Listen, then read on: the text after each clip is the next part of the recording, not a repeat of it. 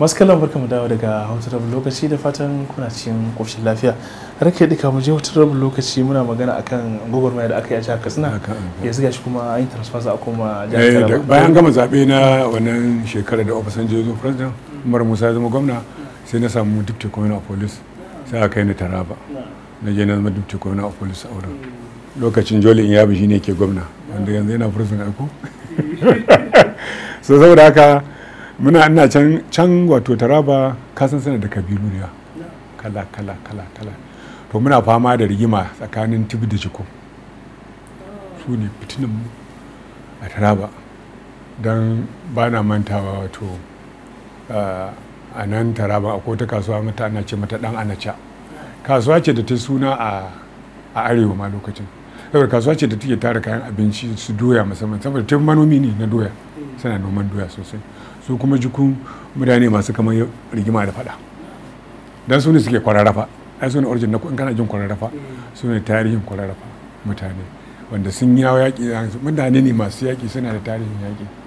Muka zauna na to abubuwan da muka yi ta fama, sannan muna da rigima Fulani da mutanen a Mambala kenan, in ka je Mambala Sardauna province kenan, to nan kuma muna da problem na Fulani, sannan muna problem na masu su kamar garin su Balalo, president na abin nan ana yawan rigima nan saboda manoma a wajen suna da wurin kamun kifi, to ana yawan faɗa kaji an kashe mutane saboda kamun kifin nan. Kamun kifi ai a wajen kowa yana da wurinsa da zai kama kifi, irin wannan sai ga an kuma da yawansu masu kifin da suka zo haka sun zo daga Kebbi ne, daga wasu wurare daban, yan wajen ba su da yawa, akwai wajen amma ba su da yawa da sauransu. Ai haka ma Ibi, yan Ibin ne ke kama, tunda Ibi akwai riba Benue ya biyo ta wajen Ibi, yawwa ta nan suna kama kifi da sauransu, yawwa. To su kuma da suka yi yaƙe-yaƙe ne ko kuma kashe-kashe ake so? Kashe-kashe ai mutu da sosai. Akwai kamar yanzu a Takum garin su wani janar wannan T.Y. Yusuf, sai mutumin Takum ne, to sun yi rigima da wasu yare, na manta suna yaran kan sarauta ne, wato makaman da suka tara wallahi ba karamin makamai ba, sun kashe juna sun abin da daga baya bayan an samu peace muka zo muka ce a zo a declaring kowa ya dawo da makamansa, muka samu aka ta dawo mana da su, muka tattara muka karba. To akwai waɗannan problem nasu kenan. Daga da wani sanyo ka bi domin yin sulhu tsakanin su har a samu. To da muka an ta zauna ana ta zauna, tunda ai sun faɗin har sun gaji su ma. An kona kasuwar da take ba sa noma, kuma noma shine dama. Tunda Taraba kaga da Taraba da Nasarawa state da Mina Niger state ba inda ya kai sojan noman doya a arewa dai, inda noman doya ne ma wanda ya kai su, saboda kamar yanzu kamar Taraba tun wajen July za ga doya ta zo daga wani gari ana ce mai Zing, wajen Mumiya area ne, Mumiya ne suna noman abubuwa. To duk rigimar su tafi kan noma ko kamun kifi ko kuma kan religious, ana kan religious da sauransu, yawa. Tunda yanzu kamar can wajen abin nan na Mambala na an ta rigima kan sarauta da kan addini da sauransu. Rake da Taraba shekara nawa kai a Taraba? Shekara 3. Masha Allah. Daga nan sai zama commissioner of police. A ina kenan? Aka yi Nasarawa. Ok, masha Allah.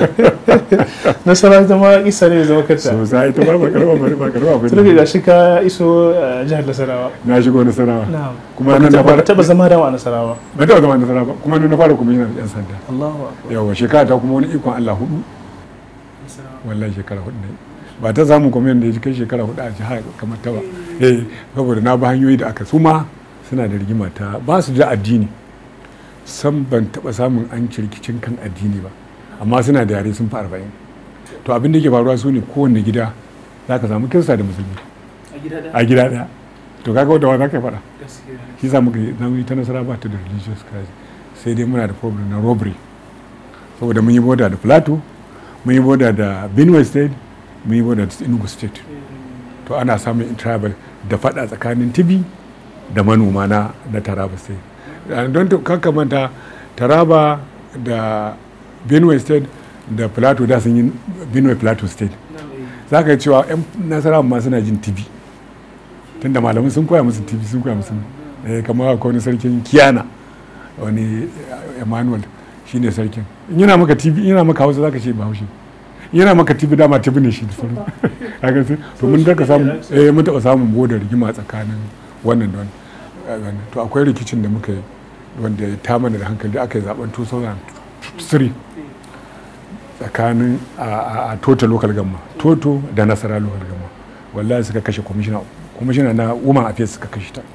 Akwai yare guda biyu, su Ibra da Basa. To Basan minority ne amma suna da ilimi, su 'yan boko ne, suna tare da gamma. Su kuma ɗayan majority din mutanen Toto Ibra din su kuma 99%, su waɗancan Christian ne na Basa ɗin, dominantly Christian. Su kuma wannan 99% musulmi ne. To amma ba a shiri, ba sa siyasa saboda haka duk koje wato aka kashe wannan mata.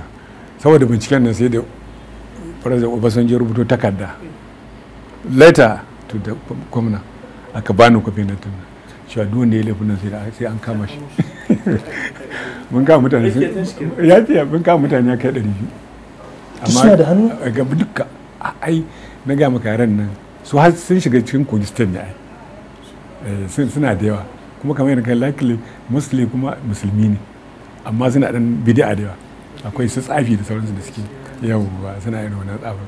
Dalilin nasu ma na ce shugaban tsafi ne ci aka ne ba zai kama ba. Da farko da aka ce ai sai mun kama mace ba amma mun kama shi. kuka yi askar kawo sai ba za a gan shi ba za a kama ka ce ba ko za mu kama shi yanzu yan mun kama shi da sauransu. So shekarar da na yi kira sai yau da muka fata da shi kenan, amma da ikon Allah dai mun samu sauki ba mu abin nan ba a samu abin nan shi kamar dai yanzu dai kaga yanzu kuma yana akwai da ya shekara 1 a wuri ba za ka ji an dauke shi saboda challenger da riwa. Yanzu kamar lokacin da a yi nasara shekara 2 da suka wuce aka tsakanin wani su ma kan kabilin wajen 'yan sanda 100 aka ce la ilaha illallah a lokacin yan sanda kusan da bai fi shekara. Irin wannan rikice-rikicen da ake yi ba a taba kashe maka wasu cikin ma'aikatan ka misali na kusa wanda ka ji cewa abin ya girgiza ko abin nan ba?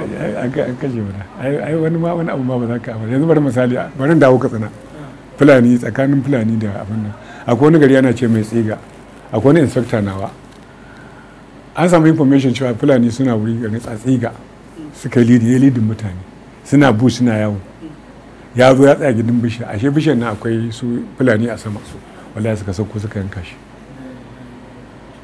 ga kamar rago suka yanka shi. Wallahi na ji mutuwar mutum very hard working, very religious kuma wallahi na ofis zai zo cikin kai da an kira sallah amma aka kashe shi. Wallahi ai wato wannan yayi kilin moral na 'yan sandan mu gaba daya, kashe shi wannan abu. Yawwa kuma kamar na ga maka ai kaga kamar wannan sarkin ma da aka shi a lokacin yawa ka gani ko ba inda zaka je aikin police baka samu challenge ba, dai na wani ya wani.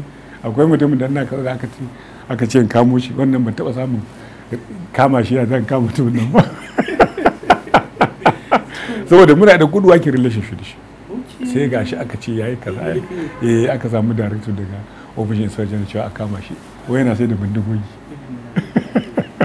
So ka irin wani abubuwa ba mun yi bici duk babbe ba a samu ba, kawai dai wani abubuwa ne ka san lokacin siyasa ta zo ana da sauran a samu abubuwa sauransu. To irin wani aka dan samu irin waɗannan ya zamanto mutum na kusa da kai zamanto akwai ana bukatar za a kama shi ko an kawo karan shi wajen ka da sauransu ana samu irin to za a samu kamar yanzu shi wannan ai kaga ba da aka kama ba, an ce petition aka yi zuwa ofishin inspector general of police.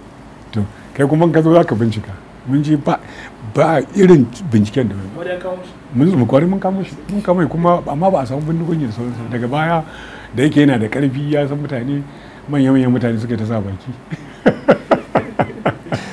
Ranka an kai ku garuruwa daban-daban, misali wani lokaci kakan je zamanto a wannan state din kai ne babba gaba daya ba aiwa. So idan mutum shiga irin wannan yanayi misali ya zamanto duk sauran ma'aikatan yanzu bai taba aiki da su ba, yanzu zai fara aiki su, ba a samun challenges wani lokaci zamanto ba su saba ba ko kuma suna da wani haɗin kai tsakanin su ko wani akwai kaza akwai wani abu na uniform, akwai discipline.